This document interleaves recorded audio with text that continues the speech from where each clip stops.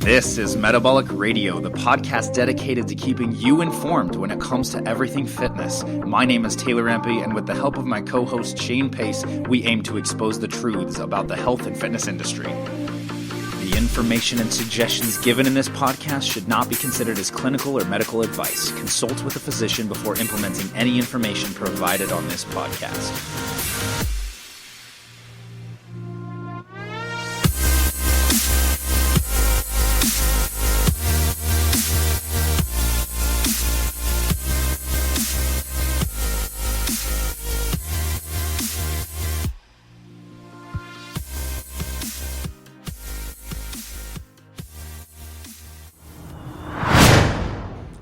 Q&A, question and answers. A and Q. From listeners like you. Let's do answers first this time, and then give questions. Hey, let's put out What's the PBS slogan thing? Support provided by viewers like you. Hey, that's sweet. Support for Metabolic Radio is provided by listeners like you. Thank you, listeners. It'll be better. Anyway. So, first question for today comes from Wesley. Wesley, thank you for submitting your question. He says, calorie intake for a typical day. What are the rules of thumb on this? And for me, having a desk job and going to the gym 5 days a week, being moderately to heavily active on Saturdays, thoughts and suggestions. So pretty much what he's wondering is, what are his individual caloric needs based off his activity? And this is kind of Shane smirks because he hates talking about calories.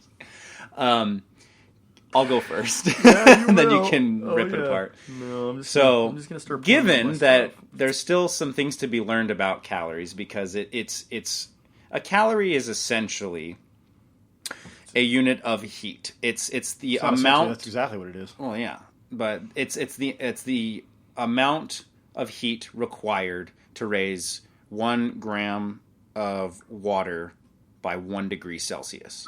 I believe I got that correct. And so, and you need to turn that phone off every episode. I just need to mute it. Anyway, you have my undivided attention, people. But anyway. Wow, that is so cold. Calories, that's essentially what they are. Food has what's called a thermic effect, and basically it's going to burn calories just to digest and process food. But in terms of determining individual caloric needs, we have some basic formulas and other measures that can be used to estimate someone's daily required caloric intake, depending on their basal metabolic rate, which is the minimum calories you need to function each day for a healthy metabolism. Resting metabolic rate, which is just slightly above that, pretty similar concept. Your total daily energy expenditure, which is all your activity, all your exercise, and things like that. And so pretty much everyone's need is going to vary. There's some general rules that you can follow that will classify people of certain activity levels or male versus female caloric needs and those kind of things. But what it really comes down to is everybody's different. You're never going to know exactly what you need calorically speaking. I will tell you that the best way to estimate individual caloric need is to actually get the respiration test done, where you use a machine that's similar to like the VO2 max measurement device, where you put a mask on and they measure your breathing patterns and how much you expire through breathing. I think it takes about a half an hour, 45 minutes to actually get an accurate view of that. But what that does is it actually gives them the most, I believe that's the most accurate form of figuring out your individual caloric needs in terms of what you approximately are going to burn each day. So if you're really worried about your caloric intake, I guess you could do one of those. But honestly, it's, as Shane's going to talk about, it's going to come down more to just monitoring your body. Are you currently... I agree with that. Yeah, are you currently maintaining weight? Okay, you're in neutral energy balance. This means that you're not... You're providing just enough to maintain where you are. You're not in a surplus, you're not necessarily in deficit, or maybe you are on certain days, but your average is a neutral balance. So older kind of principles of thermodynamics would say, oh, to lose weight, just put yourself in negative energy balance. And to gain weight, put yourself in positive energy balance, or basically a deficit or a surplus. But we know that's not necessarily the case due to other factors like hormones, how many calories you're already at. Those kind of things are going to impact the metabolism. So, I mean, you can use one of those formulas or online calculators or a more accurate device like the machine to estimate your caloric needs, but really just monitoring your body in terms of listening to what it needs, doing what feels right, those kind of things. That's going to be your best bet in terms of estimating your individual caloric needs, in my opinion, because your individual calorie needs are always going to be fluctuating. I mean, you gain a pound of muscle, your calorie needs change. You lose a pound, even of body fat, because body fat does take energy to sustain it. That's going to change your metabolism. Shane? All right, so now I'm going to fluster Taylor for a minute. You can go. No, I'm going. I'm going to ask you some questions. So where do I buy calories? At the grocery store. Okay. No, I'm just kidding. Yeah, I'm just curious what aisle. I've been looking for them, and I have yet to find a calorie. I'm not sure what you mean. Every store I go into, I try to buy what aisle do you guys have calories on? And they're like, they're on all the aisles. I'm like, no, I'm trying to find a calorie. And we eat food, dude. Yeah. No, I agree. We don't eat calories. We eat food. Calories is some created number that has no representation in your metabolism. It drives me absolutely crazy. That's why on our forum, Quincy knew that I was going to attack this, but I've been not feeling so good this week, and I have been busy as all get out with work, so I didn't want to respond. That's why I turned it over to Taylor. But my problem with the term calorie is great when you're actually in a lab and you're throwing water over a fireplace. It's a fictitious number. Your body doesn't react to calories; it reacts to nutrients, and calories is the absolute, in my opinion, not that it's a myth or anything like that. And you can use again a tool based on the idea of a calorie, but your body is not the same thing as a furnace. It works completely different. Your metabolism is completely different. So that's why I'm curious where you can buy a calorie.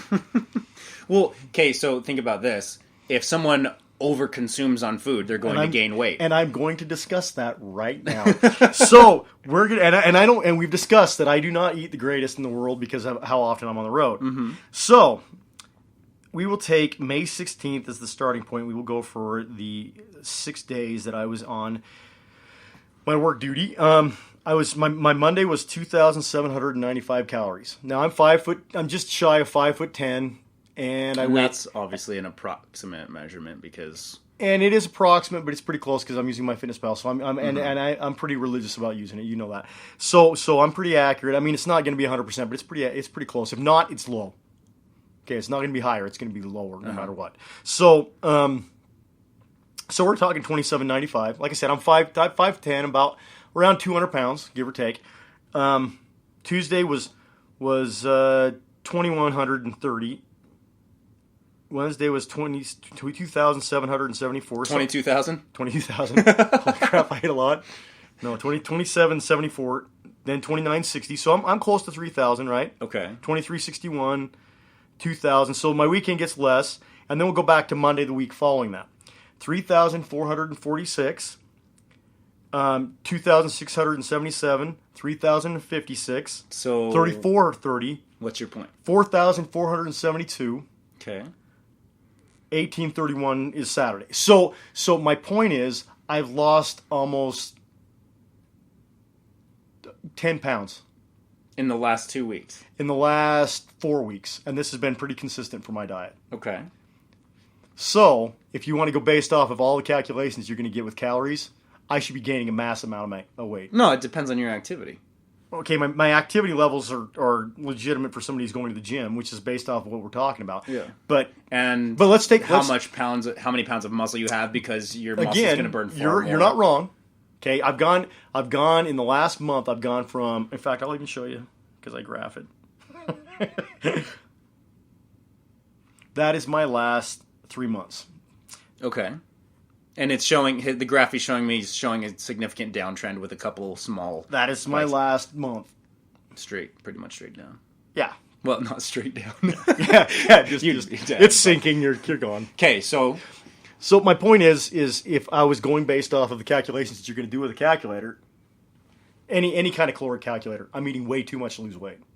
not necessarily. I would have to be running my keister off. Here's the thing, dude. And I drive. No, because if you're tracking it and you're putting in your proper kind of approximate measurements. Obviously, these numbers are completely approximate. Because you're not going to know the size of the food serving that you ate is going to be varied and blah blah blah. Agreed. But okay, generally speaking, odds are there'll be less though, not more. Yeah.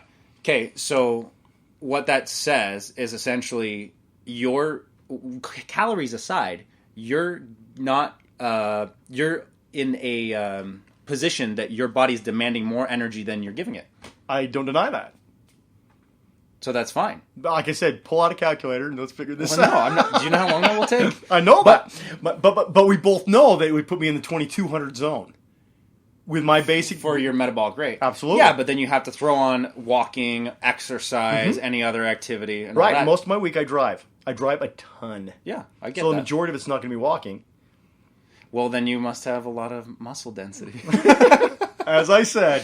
But I get what you're saying. I said, my point is, I'll let you get into yours. My point is, I have a massive issue when you start talking caloric intake, and I'm not you, but no, anybody. I know in general. And then this question, because the reality is, it's not how much calories you're taking; it's what kinds of foods you're eating that equates out to this. Yeah. That's why I have issues with calories. That's why calories bugs the crap out of me. And here's the thing too, because I agree with you. I think what you're getting at and what I'm getting at is that sometimes people like to use metrics, and I kind of lean that way. Yes, you do. But I agree with you that people obsess over those types of things and metrics, and they're like, well, I need to eat exactly this many calories, and I need to know exactly all my measures because they have that perfectionist mentality that they need to get. In order to do something, they have to understand everything and how it functions and everything. You're right on that. But I think what you're getting at is that, look, how did you gain weight? You didn't monitor your food, you didn't eat healthy, and you probably ate to excess. And how are you going to lose weight? You're going to focus on eating more nutrient-dense foods, so you're going to be reach a higher level of satiety with, and it's not going to be as calorically dense of foods. You're going to be watching what you're eating and making generally healthy choices, and you're going to start trending the other direction. No, and I agree with that. But here's another. This is curveballs that calories can't explain. Okay, so when you start talking Atkins, you start talking ketogenic, you start talking low carb, and you cut carbs out of your diet. Like I said, I'm not saying you can't eat carbs and keep your, metabolism going the right way and lose weight and do all that kind of stuff. Okay. Yeah. IIF and YM aside, I'm not bashing on that right now, but I'm going to say, as soon as I went on a more ketogenic, I didn't even go ketogenic. I went low carb. And there's a big difference between the two on a metabolism. And I was eating about 4,500 because low carb calories. tends to be high protein. No, not necessarily. I was still higher in fats, but I still had higher carbs than I would if I was ketogenic. Mm-hmm. Okay. Does that make sense? Yeah. Were you like in the 25%? Yeah, in that zone. So I was somewhere in the 150. If I was going ketogenic. Grams? Of carbs. Of carbs? Oh, yeah. Well, I guess on those calories that you're eating, yeah. Yeah, and so that's what I'm saying. But the whole point was, calorically speaking, based off of the information I have, I was eating in this ballpark of 4,500 every day, and I was losing weight crazy fast. Mm-hmm. Okay, Atkins has a tendency to do that. Almost every ketogenic diet has a tendency to do that. What most ketogenic type diets do is they more put you in a more homeostatic basis with your body, and so your body actually goes static. Is that what you mean? Yeah. Oh, okay, sorry, I just didn't hear what you said. Yeah, and so it'll go back to where it physically should be. It'll do the same thing for people that are thin, and I think people that are heavy. Are you talking about set point? It'll change their set point because it'll go back to where their body should be in a more natural basis. Okay, and so what will happen is if somebody's light and they go ketogenic, usually they'll gain weight. If somebody's heavy and they go ketogenic, usually they'll lose a lot of weight until they get to that point where their body should be more naturally healthy. Mm-hmm. Does that make sense? Mm-hmm. I don't think that somebody should stay ketogenic all the time. I'm not saying that I believe that, but my problem with calories because of that is it's absolutely mythical when you start throwing in. Like I said, I was eating in the ballpark of between 4,000 and 5,200 calories every day. and I was losing weight every week. No, you just said you were This as is low as before. 18 and 22 and 26. This was 6 months ago. You just said it was No, I'm the saying last couple weeks. What I'm talking about is 6 months ago. Oh, okay. Does that make sense? So, and because I haven't been low carb or ketogenic in 4 or 5 months minimum. So that's what I'm saying though, is if you take all the consideration when I was going more low carb, more ketogenic style, I was losing weight, but I was eating calories like crazy. So you're basically saying that your caloric intake was matched, but your macronutrient profile was different. My caloric intake was high. Yeah, you were eating approximately the same amount, More. but eating different types of foods, eating more fats and less. And that's what I'm saying. Yeah. Well, and so how long did you see that weight loss trend for? I did it for about 3 months, and I lost weight the entire time. Okay. Now, when you switched out of that, what happened? Did you just maintain? Did you gain? Because of what I was doing, it was irrelevant. We talked about that. You know what I'm talking about, yes? I don't remember. Oh, okay. So it changed the nature of this, so that's not even a fair comparison. Okay. Well, anyway, so... That's why I don't want to compare that. That's why I jump between... That's why that segment's out of this. Okay. Does that make sense? Yeah. So I can't say that. But did I maintain? I gained a lot of weight, but that's completely irrelevant. Yeah. No, so I get where you're coming from. I think it really comes down to like what I said, is that people get too fixated on things they don't need to be fixated on. I agree with that. And many other factors can be addressed before you even need to focus on caloric intake. So, I mean, I think to answer Wes's question is, he needs to assess what he wants to do next. And I kind of mentioned this on the comments. I basically said it really kind of depends on what your next goal is. But I was just having this conversation with a client this morning about that for long-term metabolic health and eventual fat loss, it's better for you to start focusing on muscle development. Agreed on that no matter what. That's to elevate your metabolic rate, right, regardless of calories and all that all that discussion we can have later. But we know it'll raise your metabolic rate and the demand. For sure. You'll increase your food tolerance. You'll have more flexibility that way. So focus, I would say, if you're still trying to lose fat or if you're trying to build muscle or both, focus on the muscle building side of things. Will it take longer than just doing a bunch of aerobic training? Yeah, but guess what? It's going to be more long-term sustainable. And focus on just monitoring your food intake and in a way that has a healthy approach. No matter what. Yeah. Yeah.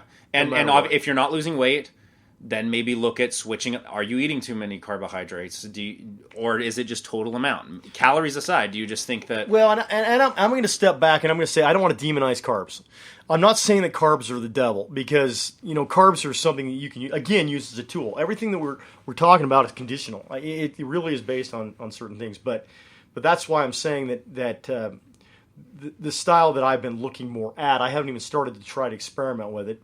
And we haven't talked about it, but it's called Metabolic Flexibility Diet. It's based on the idea of getting your body to run on both ketones and on glucose. And if you can get your body to switch to and from efficiently and right, effectively. Right, which most diets, IIFYM is an example of something that does not cause that, okay? But why would you say that? Because it depends on what they eat. No, absolutely. The style. I'm talking the style because okay. We can't, because then you're individualizing it. I'm talking overall. Okay. It's not set up for that. Okay. So, but neither is ketogenic. Neither is Atkins. Neither is low carb. You go low carb, and you're going to run better on ketones, and you're going to have a hard time changing over to glucose. And when you get them, it's going to spike you and make you go completely weird. Yeah, because your sensitivity will be. It's not that your insulin, right? But it's not your insulin sensitivity will be a problem. You'll be real sensitive at how your body reacts to something that's not seen as a fuel source, and it'll make it go, just blow up with energy real fast and lose it. And that's not what you want either. But if you can get it so your body's doing both, it's better. That's why we don't want to run this too long because we actually don't want to make this a massive episode. We may just turn this into one. But that being said, that's the reason why I didn't really respond to that in the forum, because do I believe that calories are important? I absolutely don't. I think they're completely a waste of time not the track. Again, that's a tool. I don't think it's a waste of time. I think that's kind of an ultimatum type statement. I'm not denying that. I'm saying that I think that calories are something that we don't consume.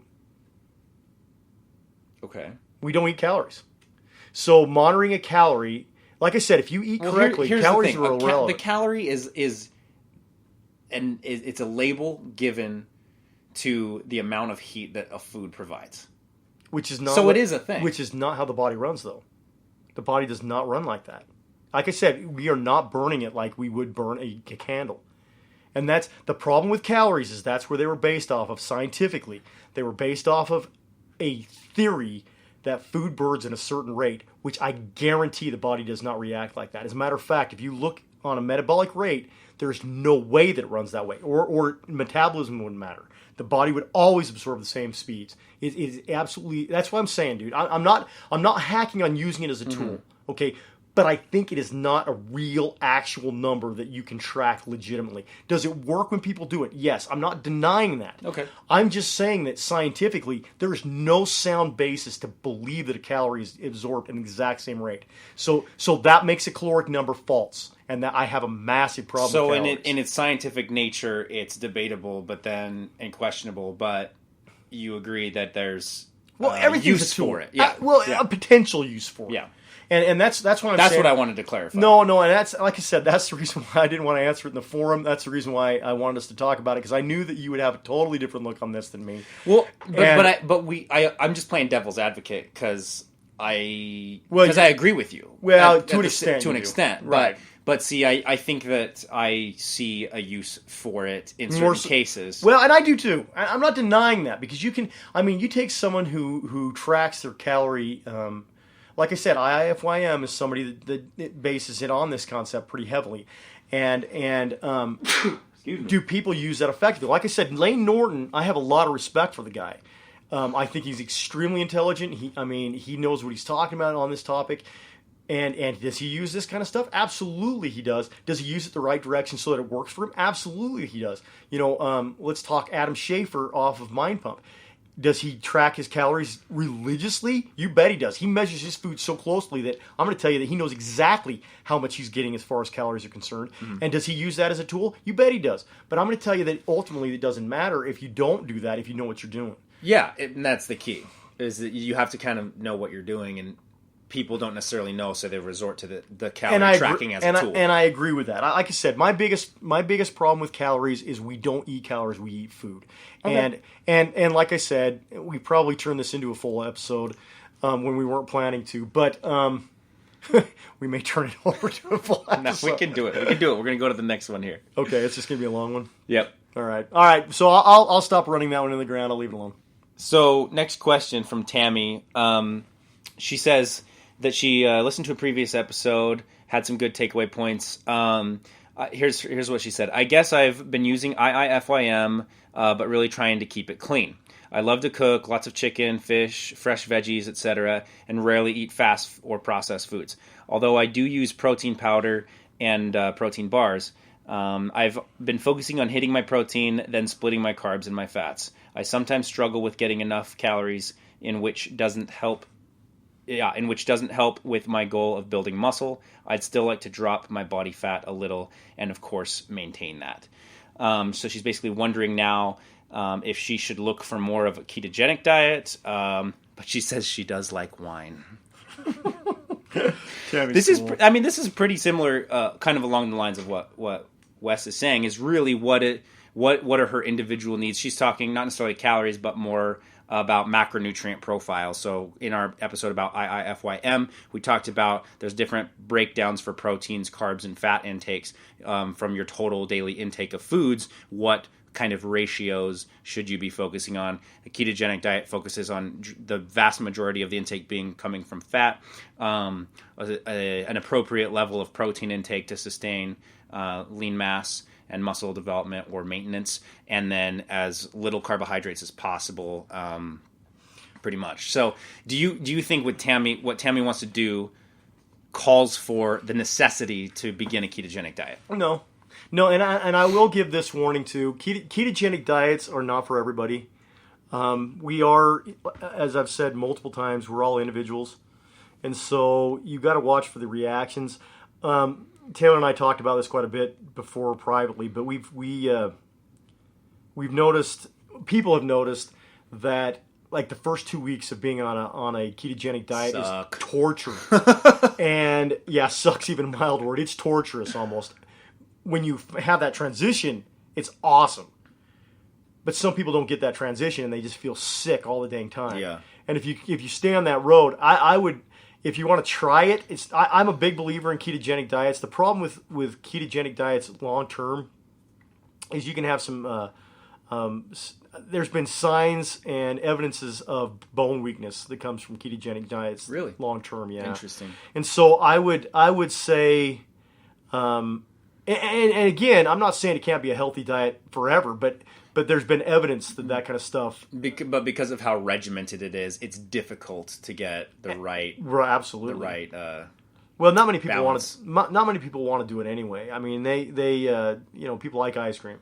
Yeah, and you can't eat ice cream. And I was going to say too, I haven't even told you today, but I've officially kind of stopped my ketogenic experiment due to the fact that I just want more flexibility. Right. Like that's the reason why I like the other There style. are good and some bad, but mostly good carbohydrates that I just want to eat. You know what I mean? Mm-hmm.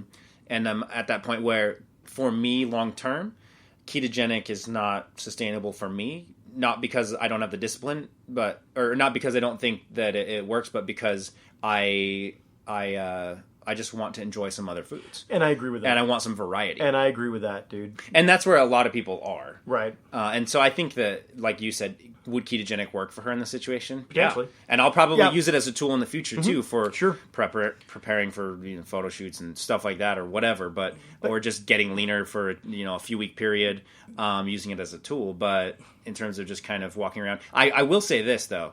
What I have seen is decreasing inflammation. Right. Less, you will have that, less volatility and fluctuation in my blood sugar and my daily energy levels. Yep, for sure. You'll have ketones higher. Yeah.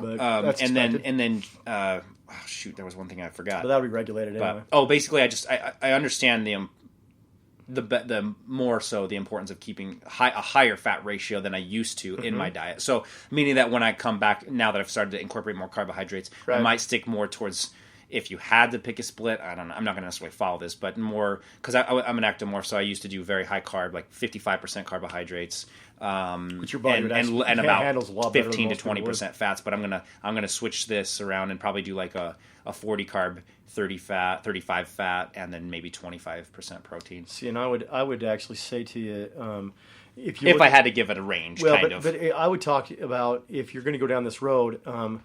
The reason why low carb was really good for me to start off with is I was going for intermittent fasting. Yeah. Having family history with diabetes and having reactions physically towards hypoglycemia, both those are potential problems because you have to have your blood sugar drops dramatically. Yeah. And you really go into a really bad state. Okay. Yeah.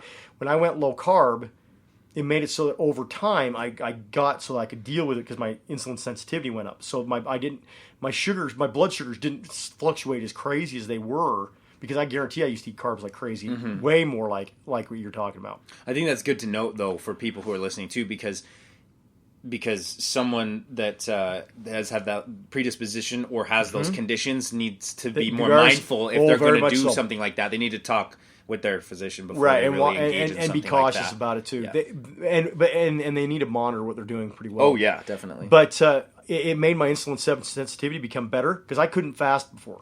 And so as a kid I couldn't fast. A day would make me absolutely go into massive shaking and I would lose all strength. Okay. Well, intermittent fasting became an easy thing for me to do after that because I got my insulin sensitivity up. Yeah. But see, if you can do intermittent fasting, you get most of the benefits that you're getting from a low carb ketogenic diet with just doing IF. Yeah, yeah. So in fact, do you remember about a year ago when I did when I first did a major experiment with intermittent fasting?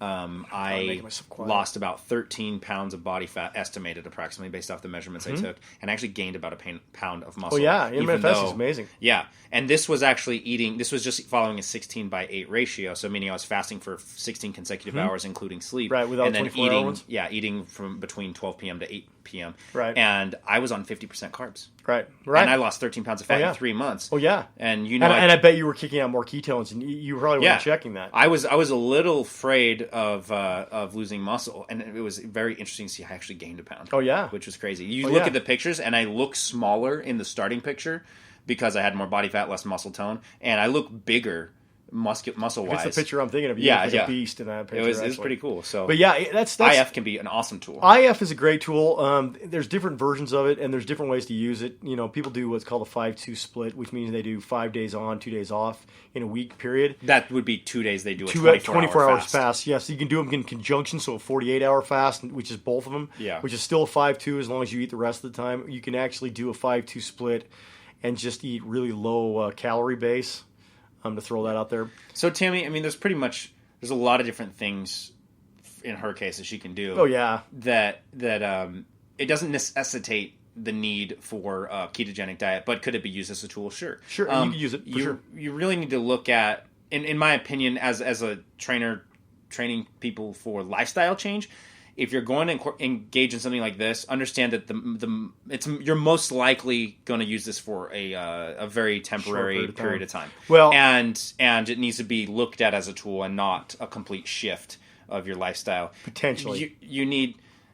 I mean, what do you think the percentage of people is that actually maintain a keto diet constantly? Well, low. I personally could because that's how I could, but you don't. Yeah, but there was a reason for. Again, you know the reason. Yeah, for that. but that's what I'm saying. It's restrictive. No, it is. Well, it is. It's not restrictive if you just don't want to eat that stuff anymore. I haven't had a peanut butter cup, Reese's peanut butter cup, which I love with a passion, dude. I haven't had them in almost 3 years. But I'm talking even just a sweet potato or sweet potatoes almost aren't. If you're eating ketogenically, you can actually probably have a sweet potato. They're not high on the glycemic index. Well, but they have a lot of carbohydrates. I'm not saying they don't. I'm just saying you can keep yourself ketogenic and have something like that. It's all in how you do it. But But again... But you know what I mean. To the average person's intake, it's no. And that's the reason why. That's the reason why. Like I said, we haven't delved into it enough to actually say it deep enough. But that's the reason why metabolic flexibility, the way that they recommend that you do it, and I would do it in conjunction with something like IF. Okay, so you extend it out a little bit more, but you start eating no carbs at all in the morning or whenever you start eating. Okay, so your first Each meal, day? Yes, your first meal is ketogenic 100%. You have no carbs. I mean, zero carbs. I mean, you eat no carbs. Okay, and yeah, we get the point, Shane. And then you eat carbs later in the day, and so what it does is your body converts to being running on ketones. And then you have glucose on top of that later in the day, and it runs in conjunction. Interesting. That's why. How does that? What do they talk about with that in relation to insulin sensitivity throughout the day? Because your insulin sensitivity is supposed to be substantially better on it. But I'm saying that insulin sensitivity tends to be greater in the mornings versus the evenings. Well, of course, because you're not eating. It's the fasting period that causes that. That's the entire intention of this diet, is to make it so that your body actually converts glucose and such and uses insulin correctly. I mean, that's the reason why I like it. So pretty much when I was doing an IF protocol a year ago, I was really doing metabolic flexibility because I was fasting in the morning and then I was carbing up in the afternoon. As long as you started your first meal with with no carbohydrates. I didn't eat breakfast. I was fasting. When you start eating, that's what the key to this is. The first meal is just fats. Just fats and proteins. Okay, so then I probably wasn't doing. You weren't fully because but the concept having carbs is similar. Post-workout. Right, the concept is similar because then your body is going to start going into that and eating the fats first instead of eating glucose first for energy. Well, that's cool. That's the basis behind this diet. That's the reason why, like I said, I haven't delved into it enough to talk about it in depth, but that's the reason why I really think it's something that people should look at. Awesome. So hopefully that gives you some good ideas, Tammy, that you do have options and you could really kind of choose which tool you want to use at this point moving forward. You could do keto, you could do other options like intermittent fasting or honestly just kind of go with pretty much whatever you kind of deem is right for your body and really listen to your body and kind of your individual needs.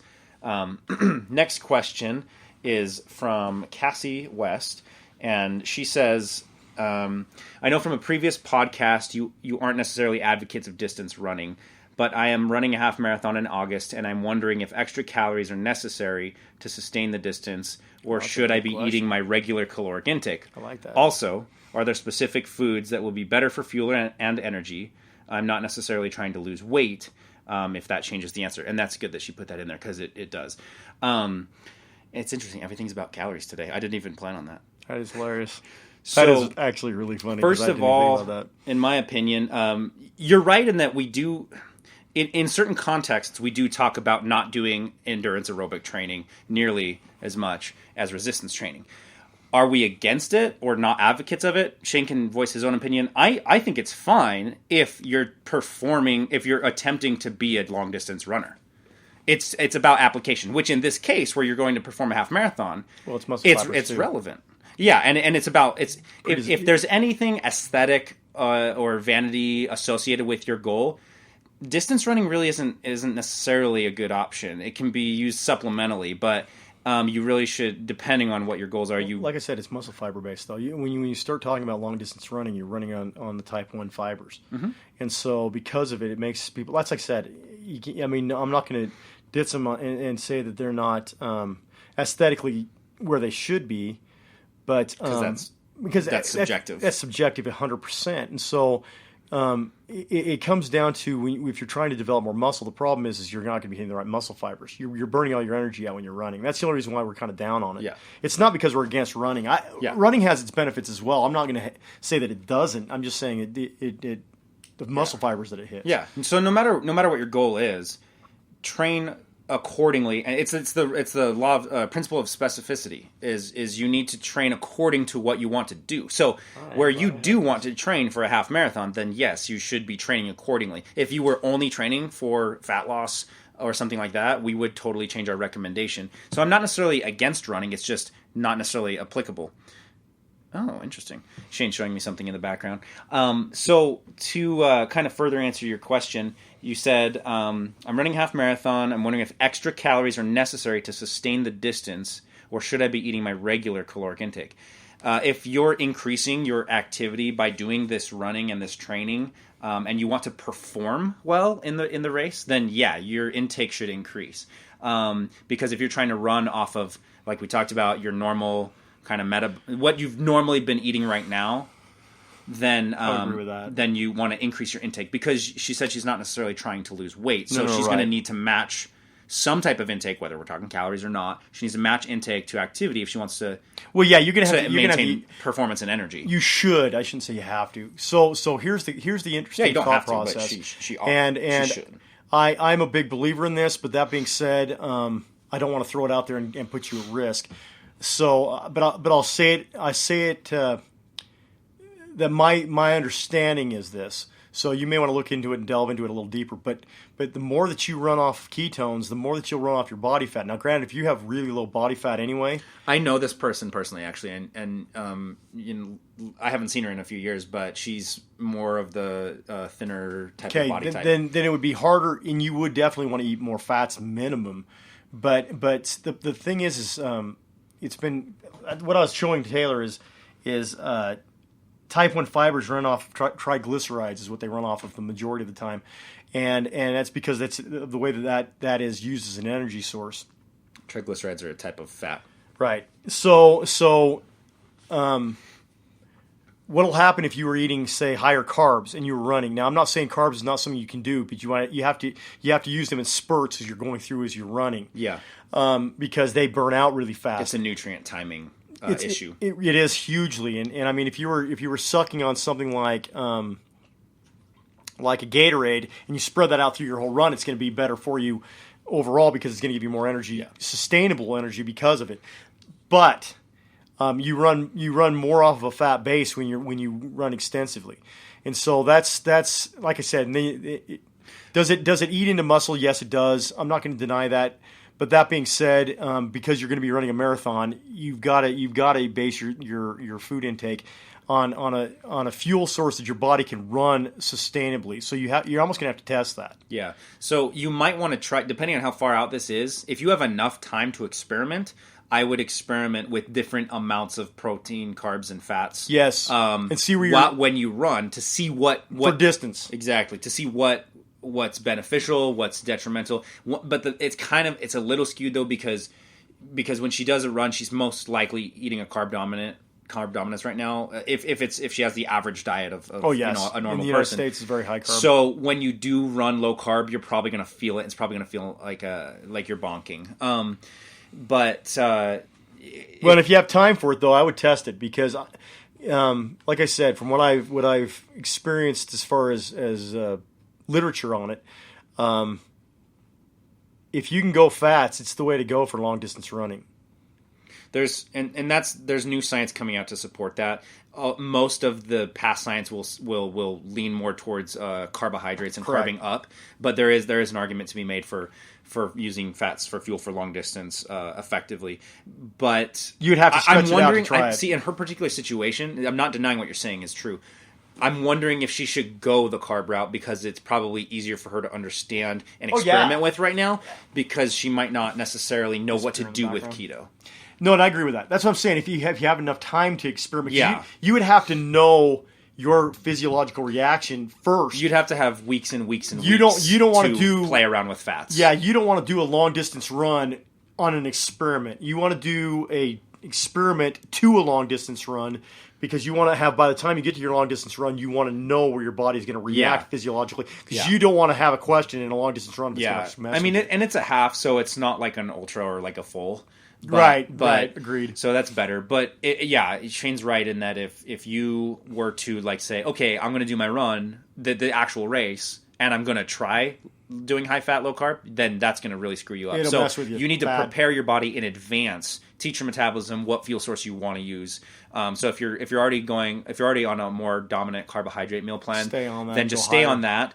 And what you'll want to do is, like Shane said, is nutrient time the right amount of carbohydrates. And this is something you'll still have to experiment with, is at what point during the run do you feel your performance starts to decrease? And then experiment with different amounts of carbohydrates, usually simple carbs or sugars, because they're going to absorb really quickly, so that you're going to bump your blood sugar back up a little bit. But you have to be careful with the amounts that you consume, and whether it's a complex carb or a simple carb. That goes with timing too. Yeah, because you want to use both in conjunction, because you're going to have a breakdown. So when you're running, if you're using a more carb-based diet, when you're running, you want to have stuff to start with. It's going to be a simple carb that's going to boost you and make you run fast. Meaning sugar type. It's not going to make you run faster, but higher sugar, so that you can have a.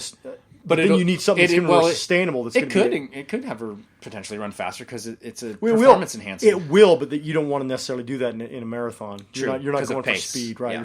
You're trying to pace yourself. But it'll prevent her from bonking. It will make it so you don't bonk at the beginning, right? And then if you have a more complex carb like a potato or something along those lines, because of the help me here. The structure of the chain. It's F. It's a word that starts with an F. Oh my gosh. An F? Fiber. Oh my gosh. Oh, fiber. Easy words. Sorry, it was my brain. Yeah, it slows the absorption rate, so it has a more steady supply of energy. Yes, so it'll spread it out for longer term. That's why complex carbohydrates are better for long term energy in this kind of situation. And the difference between the two basically is its makeup, its molecular structure. Essentially, a complex carb has a much longer. There's different types of them, but essentially, it's a longer chain of molecules. Yep. And a simple carb is very, very few. So the breakdown of that chain is actually very fast when it's sugar and very slow when it's complex. And so the absorption rates are different, and that's where we're talking about kind of you're going to get fast energy with sugar, and you're going to get more steady energy with complex carbs. And me being the non-carb guy, here I am going off about how you should. Well, but that's what I'm saying is you were right about the fat thing. However, in her particular situation, it's probably best for her to go carbohydrate. No, and that's the reason why I wanted to find out that you really need to have a variant of carbs for that reason. But yeah. So that answers kind of your first one. Yes, you need to increase your intake. Second question, what types of foods? Carbohydrate sources. Try as you're preparing, just eat, clean carbohydrate sources, more complex, fewer sugars, but experiment with sugars and complex carbs during your runs. And then last question was also. Oh no, that was it. Yeah. Well, so we answered that. But I wanted to throw in there one thing that we have not really touched on much before this. If you're eating higher carbs, you want to eat lower fats. If you eat higher fats, you want to eat lower carbs. If you do both in conjunction, it's going to mess with you physiologically. And the odds are that you're going to gain the wrong kind of weight. So, no, that makes sense. Do you want to answer these last ones or save them? Touch the one above that briefly, because we're not going to really hit that anyway. So we wanted to address Londa's question. Londa, she says, I believe so many people have leaky gut issues, which is leaky gut syndrome is what she's talking about, and they really don't know it. Maybe explain what it is, symptoms, and how to get rid of it. I've learned so much and feel so many people do not understand it, including doctors. And I agree with her on this. So yeah, this is something that we do want to give you more information on, and be straight up about it. So I'll tell you this: I know a little bit about leaky gut. Taylor knew nothing about leaky gut. I've heard of it, but I can't confidently give you more information. But we can look into reputable sources of information, which is what we want to do, and that's the reason why in this we were we want to make sure that we have accurate information on it. I like I said, I know enough to be dangerous talking about leaky gut. I probably know more than the average doctor does, but that's not saying a lot. There's doctors that know quite a bit about this topic because it depends. It's absolutely, because there's going to be specialists, of course. Like in that episode that we aired about doctors, we want to make sure that we're not generalizing. No, and that's absolutely true. But and do I know more about it? Yeah, but I don't feel confident enough to answer this or put this out there like you need it to be or want it to be. So that's the reason why we're not really going to answer this today. But we will get to it. I'm not going to promise next week, but we will get to it sooner than later. Should we do these other ones? Just mention. We'll get to Sue's too. Sue, this is an apology for not finishing the question we were going to talk to you about last time. We've been just getting a flood of information, but we have some other questions from Sue and from other individuals.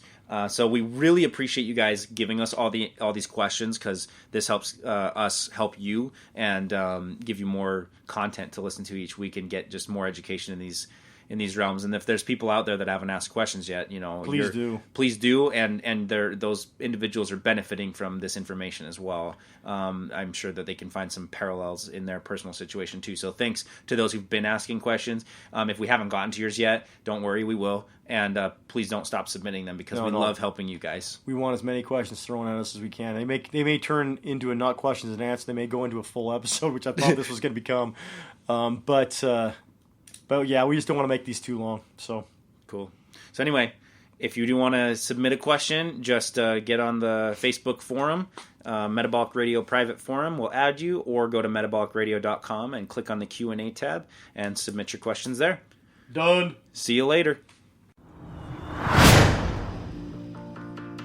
Hey everybody, thank you so much for tuning in to today's episode. Shane and I hope you learned something new and exciting today about your own health and fitness. Head over to metabolicradio.com. There you'll find our bios and our results-driven programs that are designed to help teach you everything you need to know when it comes to getting real permanent results. You can also sign up for our newsletter to get free weekly updates. To chat with Shane or I, just email us at taylor@metabolicradio.com or shane@metabolicradio.com. We would love to hear from you. You can also join the conversation on Facebook. Just go to facebook.com and search for Metabolic Radio Private Forum. There you can request to join the group. We would love to add you to the conversation and answer your questions on the show. And hey, if you like our podcast, please help us grow our community by leaving us a 5-star rating and review on iTunes. We would really appreciate your help. Thanks again so much for all your support and your listenership. Now go out there and spread the good word of fitness.